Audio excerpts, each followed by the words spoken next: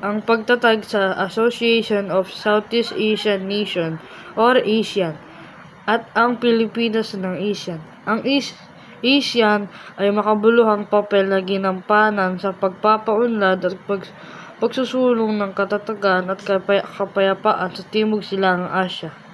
Sa araling ito, magkakaroon ng kaalaman tungkol sa pagkatatag, pangunahing prinsipyo at mahalagang implikasyon ng ASEAN sa pagsusulong ng pagkakaisa, katatagan at pag-unlad ng mga bansa. Kasapi nito angkat, kaalaman at kasayanan. Mahalaga sa bawat bansa sa Timog Silangang Asya ang pakikipag-ugnayan. Ito ay kanilang ginawa upang mapabilis ang paglago ng ekonomiya, mapaunlad ang lipunan at malinang ang kultura. Higit sa lahat upang mapanatili ang kapayapaan at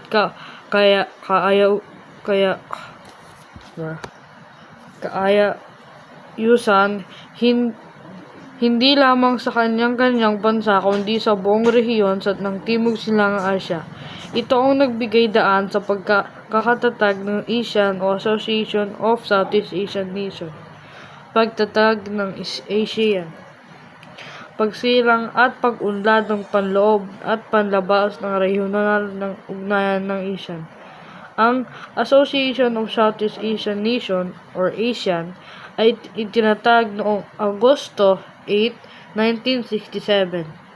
Sa bisa ng ASEAN Declaration o kilala rin sa tawag ng Bangkok Declaration, ito ay itinatag ng niligdaan ng lamang ministrong panlabas kasama nina Adam Malik ng Indonesia, Narciso Ramos ng Pilipinas, Tun Abdul Razak ng Malaysia, Sinatambi Rahapnam sa Singapore at Tanat Koman ng Thailand. Sila ang kinilalang founding fathers ng samahan. Pinag-isa ng samahang ito ang 5 bansa na pagsisikap na maisulong ang pagkakaisang pang-ekonomiya sa rehiyon para sa kapakanan ng kanyang sasakupang mamamayan. Ang pagkatatag ng ASEAN ay itinuturing na kakaibang pagtatagumpay. Tinapos nito ang mahabang panahon ng pagkakahiwalay, kawalan ng pakialam at kawalan ng malasakit ng makalapit na bansa sa Timog Silangang Asya. Pinagbuklod ng samahan ang mga bansa at ginising ang kamalayan at nasakahalagan ng ugnayan at pagkakaisa sa rehiyon. Kasaysayan ng pagkakatatag matapos ang ikalawang digmaan pandaigdig, tinakang balikan ng mga kolonyalista ang dating kolonya. Ngunit dahil sa hindi nila nakipagkaloob ang iniisahang proteksyon laban sa Hapones, hindi inaasa nila na bigyang katwiran ang kanilang pagbalik. At isang banda ng pangyayaring ito nagtanim ng butil ng kalayaan sa isipan ng mga Asyano sa rehiyon. Pagkatapos ng ikalawang digmaang pandaigdig, ang sitwasyong ito ay lumikha ng kinakailangang hakbang at estruktura upang magkaroon ng ugnayan ang mga bansa sa rehiyon. Sa pagkakataong ito, ang Thailand, nag-iisang bansa hindi nasakop ng sinumang kolonyalista, ay nakadamat ng tungkuling gumawa ng paraan upang maiwasan ang anumang maaaring mangyari sa rehiyon sa hirap. Sa pagkakataong ito ay sinubukan ni Pedri Panyongyong, panlabas na ministro ng Thailand, na isulong sa pagtutulungan sa rehiyon. Hiniling niya ang pagtatag ng samahan ng magkakalapit na bansa. Binisita niya ang mga kalapit na bansa hanggang sa mabuo ang Association of Southeast Asia, ASA. na binuo lamang ng Thailand, Pilipinas, and Federation of Malay, kasalukuyang Malaysia, North Borneo, Sarawak at Singapore noong Hulyo 31, 1961. Gayunpaman, ito ang kaunang-unahang organisasyon ng pagtutulungan sa rehiyon. Pagtatapos ng Association of Southeast Asia. Hindi naglaon matapos may tatag ng ASA. Naganap ang alitan sa pagitan ng Pilipinas at Indonesia, gayon din sa pagitan ng Indonesia at Malaysia. Ang pag-aalitang ito ay nakatuon sa North Borneo o Sabah na ipinagkaloob ng mga British sa Malaysia. Ang pangyayaring ito ay muntikang nang maging pandaigdigang alitan sa dahilang humingi ng suporta ang Malaysia sa Great Britain na daglian naman nagpadala ng mga pandaigdig barko na pumaligid sa Sumatra. Ang hindi inaasahang pangyayaring ito ang dahilan ng pagwawakas ng ASA. Pagtatag at pagtatapos ng Asian and Pacific Council or ASPAC. Sa pagkabigo ng ASA, ipinagtuloy naman ng Thailand ang muling paghihimok sa mga bansang lumikha ng isang pangsamahan. Kaya noong 1966, naitatag ang Asian Pacific Council or ASPAC, isang malaking pangkat na binubuo ng Japan, South Korea, Malaysia, Pilipinas, Australia, Taiwan, New Zealand, South Vietnam at Thailand kasama ng Laos bilang observer. Noong 1973, muling nabigo ang tangkang pagtatag ng regional na samahan dahil sa pagkikilala sa People's Republic of China at pagpapawalang visa sa representasyon ng Taiwan. Nakalaunan ay naging dahilan Malaysia at Australia para hindi na ipagtuloy ang kanilang pagiging kasapi ng binubuong samahan. Matapos ang pangyayari ito, ipinagpilitan pa rin ng Thailand na naging neutral sa usaping Sabah. Nagpagkasunduin ang Indonesia, Malaysia at Pilipinas. Matapos ang maraming tangka, naupo ang magkakasalungat na bansa sa Bangkok, kabisera ng Thailand, at naghanap ng rekonsiliasyon ng mga ito. Dito muling inumangkahi ni Pedri Panumyong ang pagtatag ng samaan para sa regional ng pagtutulungan ng mga bansa, tinawag ding Bangkok Declaration na una nang nabanggit. Mga layunin ng ASEAN.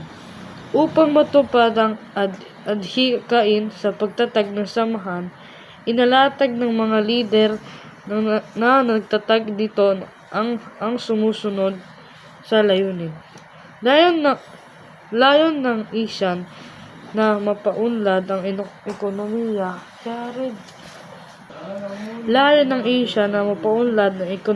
Malinang ang lipunan at mapagyaman ng muli ang kultura sa rehiyon na sinira ang kolonisasyon.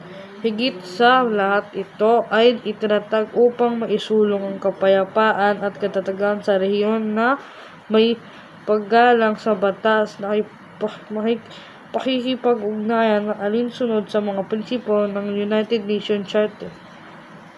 Pinagdiinan din ng samaan ang pag-iwas sa pagtutaguyod o pakikipag-ugnayan sa anumang alisahayang militar. Isulong ang aktibong pakikilahok at pagtutulungan sa pangkalahatang interes sa mga larangan ng ekonomiya, panlipunang kalagayan, kultura, teknikal, siyentipiko at administratibo. Magbigay tulong sa mga pangangailangan ng pagsasanay at pananaliksik sa mga pasilidad at sa edukasyon. Professional, technical at administratibo pakipag-ugnay para maisulong ang agrikultura at industriya ng pagnenegosyo. Isulong ng Southeast Asian Studies at panatiliin ang malapit at pakinabang na makikipagtulungan sa iba pang mga kilalang samahan na may kaparehong layunin.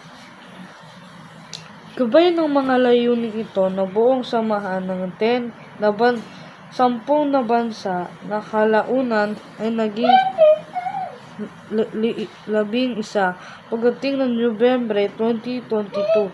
Ang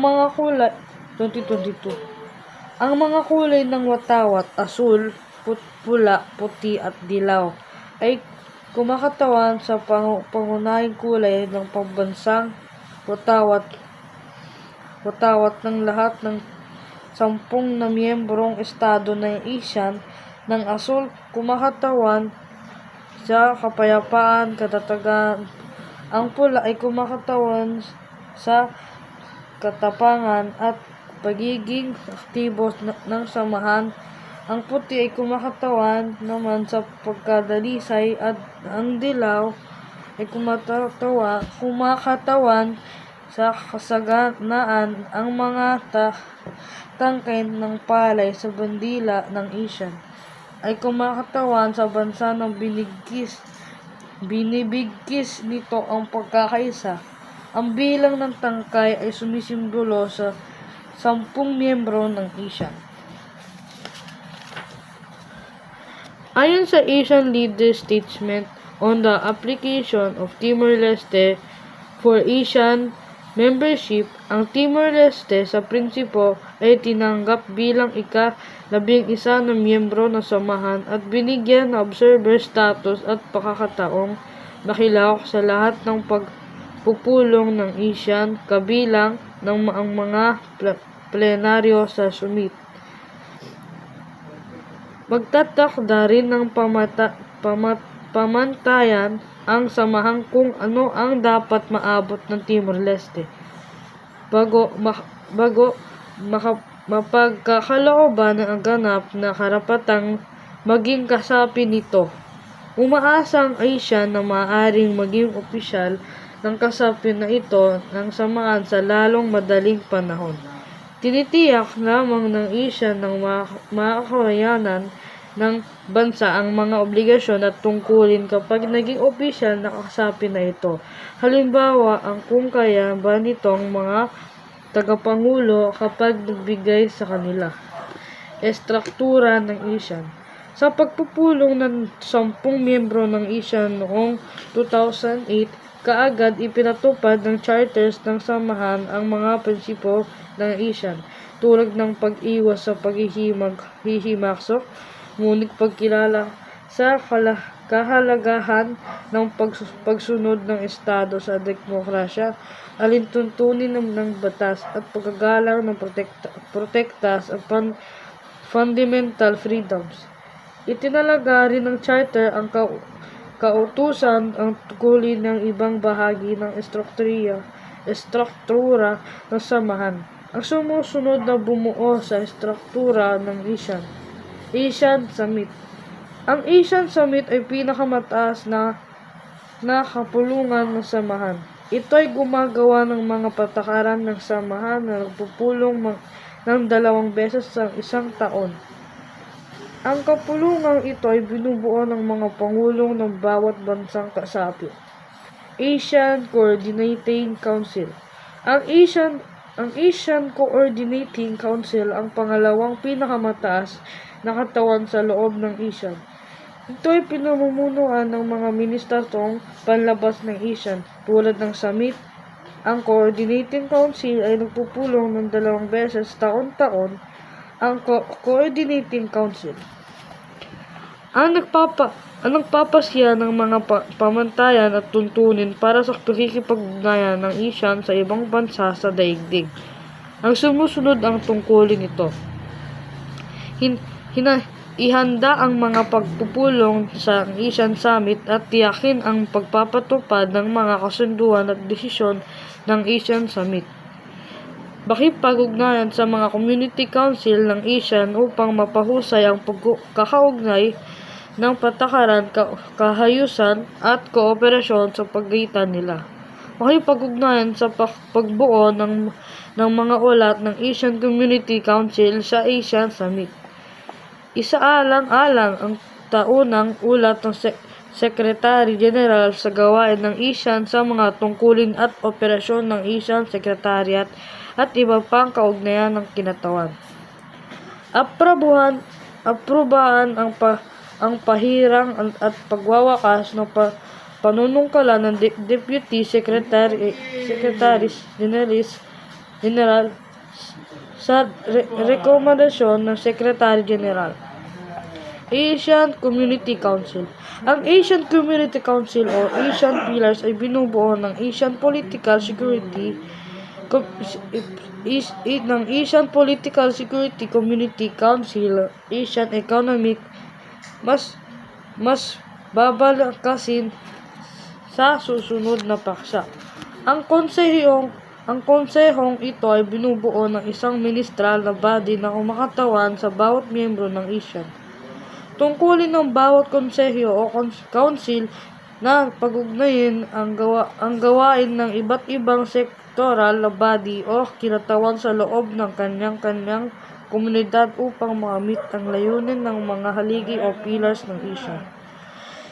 Ang bawat konseho ng Community Council ay nagpupulong ng 2 beses taon-taon. Dapat ipinatupad ng mga konsehong ito ang mga desisyon ng ASEAN Summit, ngunit maaaring magsusumit ng mga ulat at recommendation sa ASEAN Summit bilang consideration sa mga nagawang desisyon.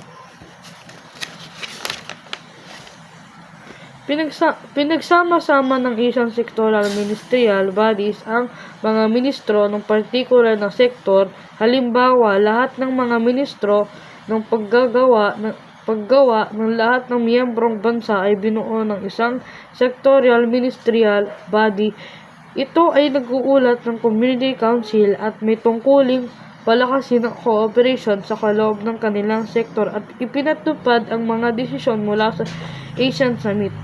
Ang bawat ASEAN sectoral ministerial body ay may kaugnayan sa mga komit ng nakakataas na opisyal o kilalang bilang Senior Official Meetings or SOMs at teknikal na katawan upang tulungan ito sa gawain nito. Ang ASEAN at National Secretariats. Samantalang ASEAN Secretariat ay matatagpuan sa Jakarta, Indonesia. Sinuportahan nito ang pang-araw-araw na gawain ng ASEAN. Sa pamumuno ng ASEAN Secretary General, ang Secretariat ang bumuo ng plano ng aksyon na pakipagtulungan ng mga senior official ng ASEAN upang maitupad ang mga desisyong ginawa sa mga pagpupulong ng ASEAN. Ang Secretary General ay hinihirang ng ASEAN Summit para sa ibang non-renewable o nagbabagong termino ng 5 taon. Siya ay may katuwang ng 4 na Deputy Secretaries General o DSGS mula sa 4 na makikiibang kasapi bansa. 2 DSGS na nominado ng mga kasaping bansa na may rotational na termino hindi nagbabago sa loob ng 3 taon. 2 DSID na na-recruit batay sa merito o kakayahan ng may termino na 3 taon at maaaring maulit ng isang termino. 1. DSG na ASEAN para sa ASEAN Political Security Community. 2. DSG ng ASEAN para sa ASEAN Economic Community. 3. DSG ng ASEAN para sa ASEAN Socio-Cultural Community. DSG ng ASEAN 4. DSG ng ASEAN para sa Community and Cooperate Affairs. Ang bawat miyembro ng ASEAN ay mayroong ding ASEAN National Secretariat na ang tungkulin na makipag-ugnayan sa pagtutupad ng mga desisyon ng ASEAN sa pambansang antas. Sinuportahan din nila ang anumang pagpupulong o aktibidad ng ASEAN na gaganapin sa loob ng bansa. Diplomatikong representasyon ng ASEAN. Inaatasan ng ASEAN Charter ang bawat kasaping bansa na magkakaroon ng permanenteng kinatawan ng ASEAN bilang embahador ng nakabis sa Jakarta. Tungkulin ng Committee of Permanent Representatives or CPR na suportahan ang gawain na ASEAN Community Council at ASEAN Sectorial Ministerial Bodies at makipag-ugnayan sa ASEAN National Secretariat at ASEAN Secretariat. Dapat ding pangasiwaan ng mga permanenteng kinatawan ang pakikipagtulungan sa mga panlabas na pakikipag-ugnayan sa ASEAN. Ugnayang panlabas ng ASEAN Dialogue Partners. Ang ASEAN Dialogue Partners ay mga bansa na sama kung saan makikipag-ugnayan ang ASEAN. Ang sumusunod na kasalukuyang 10 dialogue partners ng samahan: Australia, Canada, China, European Union, India, Hapon, New Zealand, South Korea, Russia at Estados Unidos. Ang ASEAN ay gumawa ng kasunduan para sa malayang kalakalan sa karamihan ng mga ASEAN Dialogue Partner at nagsasagawa ng regular na nagpapupulong kasama ang mga grupo sa loob ng 10 bansa na ito. Tulad ng taunang pulong ng ASEAN Plus 3 or APT na kinabibilangan ng ASEAN kasama ang Hapon, South Korea at China. Ito ay nagsimula noong 1997 bilang nagtutulungang pang-ekonomiya sa pagitan ng mga kasapi ng ASEAN kasama ang 3 pang bansa sa Asia. ASEAN Regional Forum. Ang ASEAN Regional Forum or ARF ay isang pagtitipon kung saan nakikipag-ugnayan ng ASEAN sa mga bansang hindi kasapi ng ASEAN at sa usaping pampolitika at seguridad. Ito ay nabuo noong Enero 28, 1992 sa pamamagitan ng Singapore Declaration sa ASEAN Summit. Ang ARF ay binuo ng mga kasaping bansa ng ASEAN Dialogue Partners at isang ASEAN member observer ang tagamasid ng bansa. Yun lang po. Bye-bye.